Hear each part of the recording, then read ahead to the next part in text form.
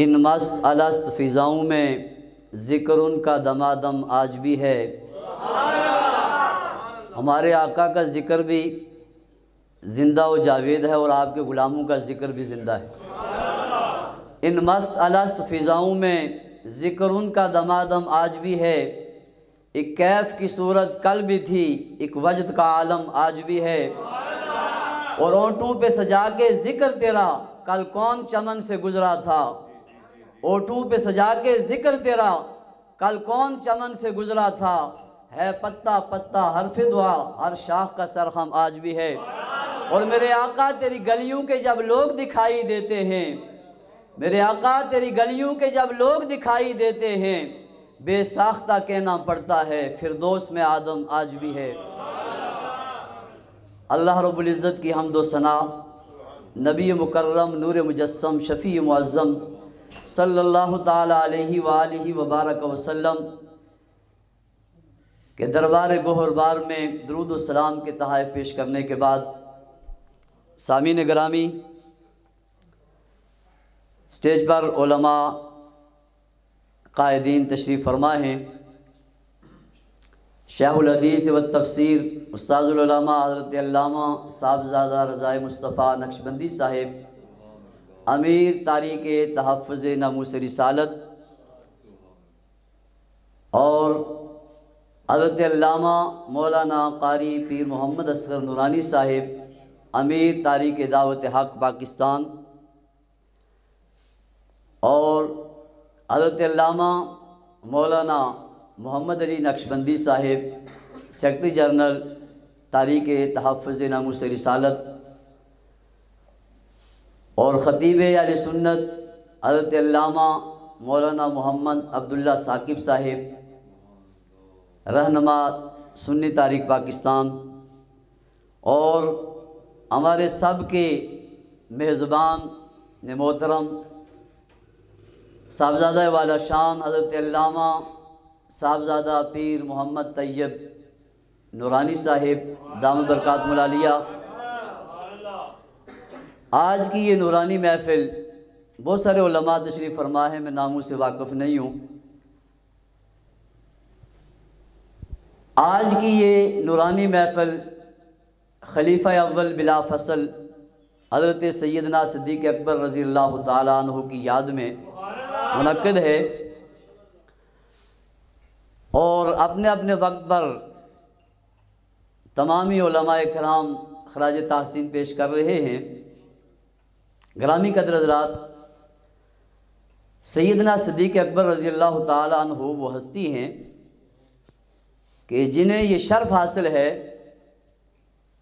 کہ آپ خود بھی صحابی ہیں، آپ کے والد بھی صحابی، آپ کے بیٹے بھی صحابی، اور آپ کے پوتے بھی صحابی، اور آپ کے فضائل و مناقب میں بہت ساری گفتگو ہو سکتی ہے، لیکن اختصار کے ساتھ چند باتیں عرض کروں گا۔ اور اہل سنت کو یہ بتانے کی کوشش علماء بھی کر رہے ہیں، لیکن نہ جانے اس دور میں جو فتنوں کا دور ہے، ایمان کو بچانا مشکل ہے، اور کہیں کہیں بولیاں بولی جاتی ہیں، اور پھر تقابل ہوتا ہے کہ ان کی فضیلت زیادہ ہے، ان کی فضیلت زیادہ ہے، تو یہ چیزیں اہل سنت کو برباد کر رہی ہیں، اور ہمارے مسلک کو یہ لوگ ختم کرنے پہ تلے ہوئے ہیں۔ لہٰذا ہمیں قرآن اور سنت کے ساتھ ہوتے ہوئے ہمیں کسی سے پوچھنے کی ضرورت ہی نہیں ہے۔ جب نبی اکرم صلی اللہ علیہ وسلم نے ارشاد فرما دیا کہ قیامت کے دن ابو بکر وہ واحد بندہ ہے، واحد صحابی ہے، وہ واحد انسان ہے کہ قیامت کے دن سب لوگوں کا حساب ہوگا، لیکن ابو بکر بغیر حساب کے جنت میں جائیں گے۔ اور آپ صلی اللہ علیہ وسلم نے اپنی زندگی مبارک میں ہی یہ بتا دیا ہے کہ میرے بعد امام کون ہوگا اور اس منصب کے عائل کون ہوگا۔ آپ صلی اللہ علیہ وسلم کی حیات مبارکہ میں ایک نہیں، دو نہیں، تین نہیں، 17 نمازیں سیدنا صدیق اکبر نے پڑھائی ہیں۔ تو ان تمام شواہد کے ہوتے ہوئے پھر بھی لوگ بڑی ڈٹائی کے ساتھ جب گفتگو، اپنے ہی ہمارے دوست ہی، ہمارے بھائی ایسی گفتگو کرتے ہیں کہ دل جلتا ہے کہ یار یہ باتیں ہمارے اسلاف نے، ہمارے بزرگوں نے کیوں نہیں اٹھائی ہیں۔ تو بہرحال سیدنا صدیق اکبر رضی اللہ تعالیٰ عنہ کا عشق رسول اور آپ کا کردار، مجاہدانہ کردار، جیسا کہ پہلے عرض کیا گیا کہ مسلمہ کذاب کے مقابلے میں آپ نے جہاد کیا، اور جو زکوٰۃ کے منکرین تھے، منکرین زکوٰۃ کے ساتھ بھی آپ نے جہاد کیا۔ سیدنا صدیق اکبر رضی اللہ تعالیٰ عنہ، ہم تاریخ کو جب ورق گردانی کرتے ہیں تو ایک بات ہمارے سامنے آتی ہے کہ اس وقت سیدنا صدیق اکبر رضی اللہ تعالیٰ عنہ نے اس فتنے کی سرکوبی کے لیے مجاہدانہ کردار ادا کیا تھا، اور پھر تاریخ پڑھ کر دیکھیں کہ 14 صدیاں 15 صدیاں گزرنے کے بعد پھر ایک بندہ کھڑا ہوا جس نے اس فتنے کی سرکوبی کے لیے اپنا کردار ادا کیا ہے، اور وہ بھی سیدنا صدیق اکبر رضی اللہ تعالیٰ عنہ کے گھرانے کا ایک فرد ہے۔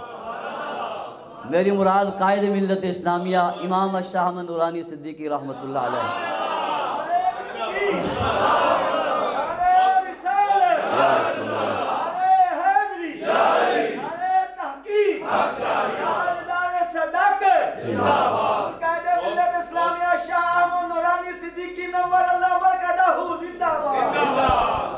سامعین گرامی، ایک حدیث پاک بیان کی جاتی ہے، ہمارے اہل سنت کے اسٹیجوں پہ بھی ہوتی ہے، دوسرے لوگ بھی بیان کرتے ہیں، انا مدینۃ العلم وعلی بابھا۔ حدیث کے ایک حصے کو بیان کرتے ہیں، جبکہ پوری حدیث اس طرح ہے کہ انا مدینۃ العلم وابو بکر اساسھا، کہ میں علم کا شہر ہوں، ابو بکر اس کی بنیاد ہے۔ انا مدینۃ العلم وعمر جدارھا، میں علم کا شہر ہوں اور عمر اس کی دیوار ہے۔ وانا مدینۃ العلم وعثمان سقفھا، میں علم کا شہر ہوں اور عثمان اس کی چھت ہے۔ انا مدینۃ العلم وعلی بابھا، میں علم کا شہر ہوں اور علی اس کا دروازہ ہے۔ لیکن میں پہلے عرض کر چکا ہوں کہ میں اہل سنت ہیں، ہم صحابہ کے بھی غلام ہیں، اہل بیت کے بھی غلام ہیں۔ ہمارا عقیدہ سب پر واضح ہے، ہم ابو بکر کی الف سے لے کر علی کی یہ تک تمام صحابہ کے غلام ہیں،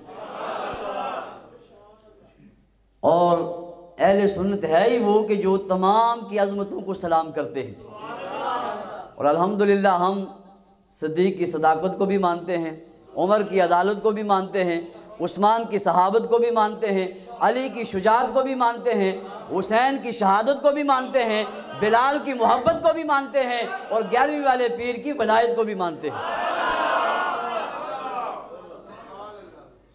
حضرت سیدنا صدیق اکبر رضی اللہ تعالیٰ عنہ کا ایک واقعہ میں عرض کر کے پھر اجازت چاہوں گا، علماء اکرام تشریف فرما ہیں، سب نے گفتگو کرنی ہے۔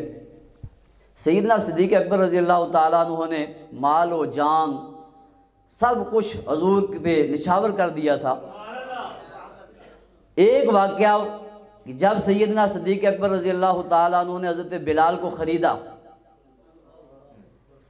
حضرت بلال رضی اللہ تعالیٰ عنہ کو خریدا تو امیہ نے بڑی رقم لگائی، باری رقم کہ میں اتنی رقم لگا دوں گا کہ ابو بکر اس کو خرید نہیں سکے گا، چھوڑ جائے گا۔ جب آپ نے اس نے جو منہ بولی رقم مانگی، آپ نے اسے ادا کر دی۔ حضرت بلال کو لے کر جب حضور کی بارگاہ میں پہنچے تو رسول اللہ علیہ السلام نے فرمایا کہ ابو بکر، عرض کیا یا رسول اللہ میں نے اسے خرید لیا ہے اور آزاد کر دیا ہے۔ میرے آقا نے فرمایا کہ ابو بکر مجھے بھی شریک کر لیتے۔ یا رسول اللہ صلی اللہ علیہ وسلم یہ جو میرے پاس مال ہے یا رسول اللہ یہ بھی تو آپ کا ہی ہے، شراکت کس بات کی؟ تو لوگوں نے بڑی باتیں کی کہ ابو بکر بڑا زیرک آدمی ہے، بڑا زیرک انسان ہے، اس سے دھوکہ کھا گیا ہے، ایک کالے غلام کو اتنے باری رقم دے کر خرید لیا ہے۔ اور کچھ نے کہا کہ ضرور ابو بکر پر بلال کا کوئی احسان ہوگا، اس لیے اس نے اتنی رقم دی ہے۔ تو پھر قرآن مجید کی آیات نازل ہوئی، الا ابتغاء وجہ ربہ الاعلی ولسوف یرضی۔ یہ قرآن کی آیات نازل ہوئی کہ نہیں، ان پر کوئی احسان نہیں تھا، یہ صرف اللہ کی رضا کے لیے انہوں نے یہ کام کیا ہے اور اللہ ان پر راضی ہو چکا ہے۔ گرامی قدر ذات سیدنا صدیق اکبر رضی اللہ تعالیٰ عنہ کا ذکر ایسا ذکر ہے کہ یہ ہم ساری زندگی بھی بیان کرتے رہے تو نہیں کر سکتے۔ اللہ رب العزت میری اس حاضری کو اپنی بارگاہ میں قبول فرمائے اور اس محفل کو اپنی بارگاہ میں قبول فرما کر اہل سنت کو مجتمع فرمائے۔ وما علیہ الا اللہ۔